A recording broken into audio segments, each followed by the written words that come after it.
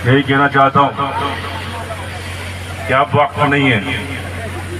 जिनके झंडे तले हम बैठे हुए डॉक्टर भीमराव अंबेडकर साहब, वो अंबेडकर जिन्होंने हमें संविधान दिया, वो संविधान जो हमें खाने पीने रहने सहने सेक्स शादी ब्याह बिजनेस हिस्सेदारी हुकूमत करने का और नौकरी करने का हक है। हमने पिछले 75 साल से नौकरी करी और रिटायर्ड भी हो गए, हमारे आईएएस आईपीएस भी बने, मगर बड़े अफसोस की बात कि हुकूमत में नहीं आ गया। हुकूमत में हमें वोट का अधिकार संविधान देता है, बाबा साहब अम्बेडकर का संविधान, और वो ये चाहते थे कि ये जो मेरा असली भारतीय है, मैं SC/ST नहीं बोलता था, असली भारतीय कौन हो आप लोग? कौन हो आप लोग? असली भारतीय। इसका मतलब साफ है कि तुम्हारा ये फर्ज है कि तुम भारत के ऊपर हुकूमत करो। क्या हुकूमत करना चाहते हो तुम लोग? चाहते हो क्या? मगर अभी तुम्हारे पीछे पीछे लोग मालूम क्या कह गए कि ये हुकूमत करना नहीं चाहते, ये अंबेडकर साहब को प्यार नहीं करते, ये तो पौवे में बिक जाते हैं। क्या ऐसा होगा? क्या ऐसा करोगे? नहीं करोगे? आपको मालूम है कि जो आपके सामने खड़ा हुआ है ये इंडियन एयरफोर्स में 20 साल सर्विस करके आया और इंडिया का बेस्ट खिलाड़ी भी रहा बास्केटबॉल हैंडबॉल। और मुझे जब ये महसूस हुआ कि मेरे असली भारतीयों को मेरी जरूरत है, तो मैंने रिटायरमेंट लिया और आपके सामने भीम आर्मी के साथ काम कर रहा हूं। चंद्रशेखर रावण और हमारा एक ही ख्वाब है कि हम बाबा साहब अम्बेडकर के सपने को साकार करें, यानी कि हुकूमत करें। यानी कि क्या तुम चाहते हो हुकूमत करना? yes. तुम अपने समाज से प्यार करते हो? yes. सब प्यार करते हो अपने समाज से? yes. तुम अपने आप से प्यार करते हो? yes. करते हो? yes. देखो, झूठ मत बोलना। अगर झूठ बोला तो अपने आप से बोला, झूठ बोला तो और जो लोग अपने आप से झूठ बोल सकते हैं वो मेरे समाज के सबसे बड़े दुश्मन हैं। कौन है दुश्मन? तो तुम अपने समाज से प्यार करते हो? yes. तो ठीक है, अब तुम झूठ नहीं बोलोगे? नहीं बोलोगे। जितने भी लोगों के जेब के अंदर गुटखा बीड़ी है निकालो बाहर। जितने भी लोगों की जेब में गुटखा बीड़ी है इमीडिएटली निकालो बाहर, निकालो फटाफट। अगर झूठ बोला तो अपने आप से बोला, और जो झूठ बोलेगा वो मेरे समाज का गद्दार है। लेके आ जाओ इधर, ईमानदारी से यहाँ पे रखो भैया, यहाँ लिया, यहाँ पे रखो। बहुत शानदार है। मैं अगर मेरे समाज को सुधार नहीं सकता तो मैं कुछ नहीं कर सकता। मैं मेरे समाज को बेहतर नहीं बना सकता तो मैं कुछ नहीं कर सकता। मैं सिर्फ बातें कर सकता हूँ। क्या कर सकता हूँ? बातों से नहीं होगा, काम से होगा। कैसे होगा? लेके आओ, अभी भी निकाल लो, क्योंकि तुम लोग जो नहीं निकालोगे अपनी जेबों से तो समझ लो तुम मेरे समाज के गद्दार हो, दुश्मन हो, मेरे बच्चों के दुश्मन हो, मेरे समाज के बच्चों के दुश्मन हो। निकाल लो जल्दी से, लेके आ जाओ इधर। गुटखे बीड़ी सिगरेट जितने भी लोग हैं इधर ले आओ। मैं अपने असली भारतीयों से प्यार करता हूँ। क्या करता हूँ? प्यार। तुम अपने लोगों से प्यार करते हो? ले आओ इधर, मैं देखता हूँ कितना प्यार करते हो। अगर तुमने ये चीज छोड़ दी तो ये ध्यान में रखना कि तुम हुकूमत करने के लिए तैयार हो। तुम हुकूमत करने के लिए आ जाओ, ले आओ, ले आओ, सब निकाल के लेकर आओ। गुटके बीड़ी लिया, गुटके बीड़ी निकाल के सब। अगर झूठ बोला तो तुमने अपने आप से बोला, तुमने अपने समाज से बोला।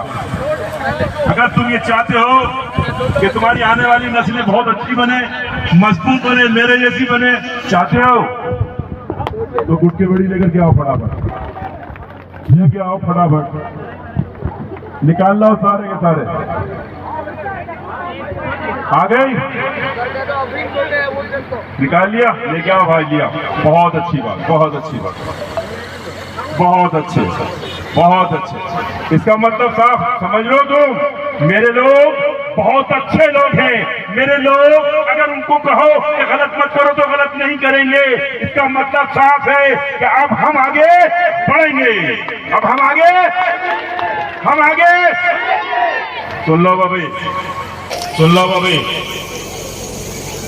8वीं क्लास तक बच्चों को पढ़ना लिखना आ जाता है। 8वीं क्लास तक बच्चों को पढ़ना लिखना आ जाता है, ठीक है। अब 8वीं के बाद 12वीं तक आप बच्चा कैसे पढ़ रहा है उसके ऊपर फोकस करोगे। ये गुटके बीड़ी के पैसे है ना, इससे बच्चों को चने खिलाओगे और मूंगफली खिलाओगे। क्या खिलाओगे? तो उसका बदन मजबूत बनेगा। क्या बनेगा?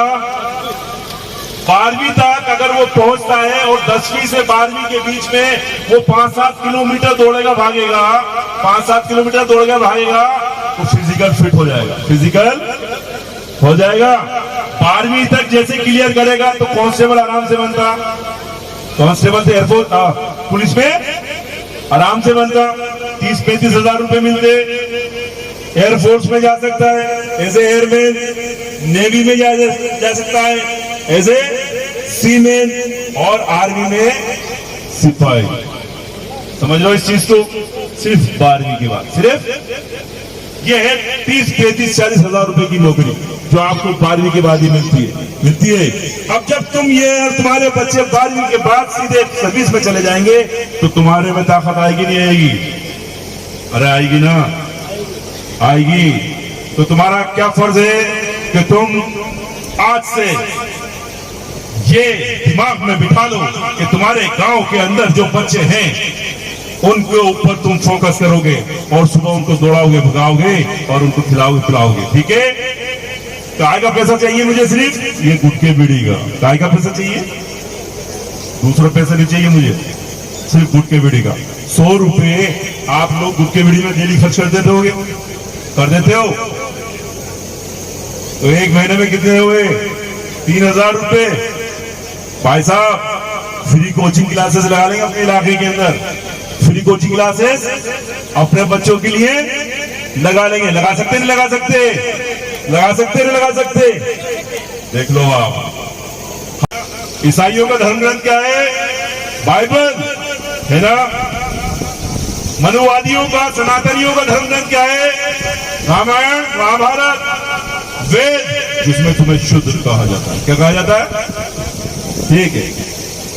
तुम्हारा धर्म ग्रंथ क्या है ये बताओ तुम मुझे।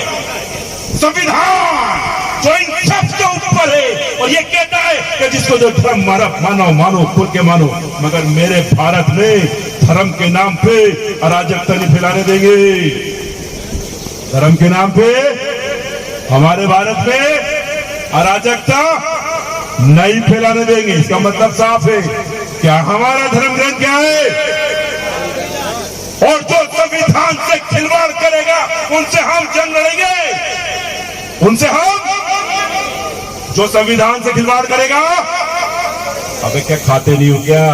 जो संविधान से खिलवाड़ करेगा, जो संविधान से खिलवाड़ करेगा, शाबाश, बिल्कुल सही है कि संविधान से छेड़छाड़ नहीं करेंगे। संविधान से, क्योंकि संविधान से भारत चलता है। क्या चलता है? और ये इससे छेड़छाड़ हम बर्दाश्त नहीं करेंगे। लिहाजा मैं आपसे दरखास्त करता हूं कि आप अपनी वोट की ताकत को पहचानिए। क्या है की ताकत को पहचानिए? और सुन लो तुम लोग, ये जानते ही क्या है? क्या है ये है भीमराव की ताकत। किसकी ताकत? ये है आज भीम आर्मी की ताकत। किसकी ताकत? तुम इस ग्लोबल को, इस साफी को हमेशा अपने साथ लगा के रखा करो, हमेशा। सुन लो तुम लोग, अगर तुम अपनी ताकत बताना चाहते हो, तुम ये चाहते हो कि तुम हुकूमत करो, राजस्थान में भी इलेक्शन आने वाला है, तो मैं आपको बता दूं, आप अपने इलाके को इन नीले झंडों से नीला कर देना। इन नीले झंडों से अपने इलाके को नीला कर देना। सुन लो, हमारे लोग बिजनेसमैन नहीं है, हमारे लोग, और जो लोग हमारे IAS IPS रिटायर्ड है ना, वो कांग्रेस और बीजेपी के तीतर बने हुए पालतू तीतर जो हमारा शिकार कर रहा था हमारा। अब हमें कांग्रेस और बीजेपी वाले का फुटबॉल बनाना है। क्या करना है? करोगे नहीं करोगे? क्योंकि संविधान हमें हुकूमत करने का हक देता है। ये बाबा साहब अम्बेडकर है ना, इन्होंने उसी टाइम कह दिया था कि कांग्रेस मेरे समाज की दुश्मन है। कौन है मेरे समाज की? आपको मालूम है इंदर मेघवाल का मर्डर हुआ, जितेंद्र मेघवाल का मर्डर हुआ, कार्तिक भील का मर्डर हुआ। तो ही बीजेपी कांग्रेस वाला हमारा नेता गया क्या वहां पे? अरे गया क्या? आपको मैं बता दूं, पूजा भील उदयपुर के अंदर मावली में कोई गया क्या? अंजलिका वाल्मीकि बांदी कोई गया क्या? आरती बेरवा मर्डर हुआ, उसका कुएं में फेंक दिया। थोड़ा भी कोई गया क्या? अभी कोटड़ी भीलवाड़ा के अंदर 16 गुजर भट्टी में जला दिया। कोई गया क्या? इसका मतलब साफ है कि जिनको हम वोट देते हैं वो हमारा शिकार करते हैं, हमारी दुख दर्द में नहीं आती। लिहाजा इनका फुटबॉल बनाना पड़ेगा। चाहते हो समाज को मजबूत बनाना चाहते हो? कोई आया कि ये लोग? जुनैद और नासिर का मर्डर हुआ भरतपुर के अंदर, कोई नहीं गया। वहां की एमएलए मालूम है जाहिदा, जो मिनिस्टर भी है, वहां के लोगों को डरा रही थी। मैं गया था वहां। लिहाजा सुन लो एक चीज, ये कांग्रेस और बीजेपी वाले सिर्फ हमारी फुटबॉल बना रहे हैं। अब तुम्हारा ये फर्ज है कि इस 3 महीने बाद तुम्हें इनका फुटबॉल बनाना पड़ेगा। और जिस दिन तुमने इनका फुटबॉल बना दिया तो तुम्हारा हक कोई नहीं मार सकता। तुम्हारा कोई मार सकता है क्या? नहीं मार सकता ना। ये वोट की ताकत तुम्हारी ताकत है। किसकी ताकत है? जो हमारे हक के लिए नहीं बोलेगा, जो हमारे समाज के लिए नहीं बोलेगा, जो हमारे दुख दर्द में शामिल नहीं होगा, हम उसका फुटबॉल बीमार में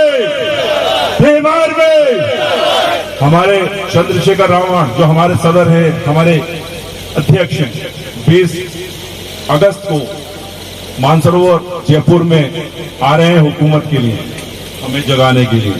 अगर तुम जगे हुए हो तो मैं जहां तक समझता हूं तुम वहां पर आओगे। तुम वहां पर आओगे नहीं आओगे? सुन लो, हमें जब हुकूमत करनी होती है, जो भी करता है तो फिर वो घरों से निकल जाता है। क्या कर लेता है? घरों से। तुम्हें घरों छोड़ना पड़ेगा। तुम्हें घर, मंगनी राम जी क्या कह रहे थे? मैं और वो जयपुर के अंदर गांधीनगर थाने के अंदर अरेस्ट हुए बैठे हुए थे, हमें डिटेन कर लिया। हम डरते नहीं है। हक की आवाज अगर उठानी है तो डरेंगे नहीं। हक की आवाज, इंसाफ की आवाज करिए, डरेंगे नहीं। और जो हमारे साथ ना इंसाफी करेगा उससे हम लड़ेंगे संविधान के तहत। उससे हम लड़ोगे नहीं लड़ोगे? लिहाजा मुझे बहुत खुशी और बहुत मसरत हुई कि आप लोग आज से गुट्टा बेड़े छोड़ रहे हो, और अगर नहीं छोड़ रहे हो तो बिल्कुल नशेड़ी है तो वो छुप के लेगा, छुप के, किसी के सामने नहीं खाएगा, किसी के सामने साथ में रखना। क्योंकि अगर तुम मेरे बच्चों के सामने खाते हो तो तुम मेरे बच्चे को बिगाड़ते हो, तुम मेरे समाज को बिगाड़ते हो। समझ रहे हो तुम लोग? अरे आ रही है समझ में? तो लिहाजा ये मेरी हाथ जोड़ के आपसे गुजारिश है, कोई नहीं आने वाला तुम्हारे को सुधारने के लिए, कोई नहीं आने वाला। हमें खुद को अपने आप को सुधारना होगा, और जिस दिन हमने अपने आप को सुधार लिया उस दिन हमारा मुकाबला करने वाला कोई नहीं होगा। होगा क्या? लिहाजा बीमार में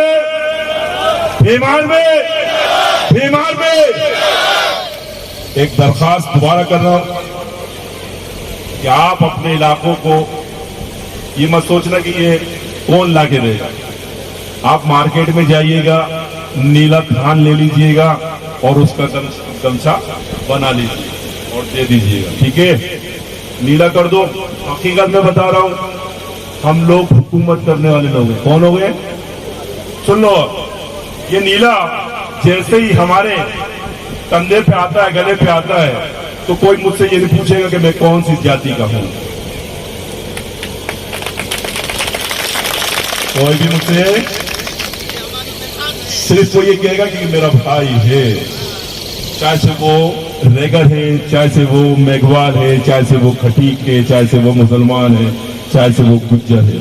अगर उसके पास नीला है तो वो मेरा पूछेंगे नहीं पूछेंगे ना।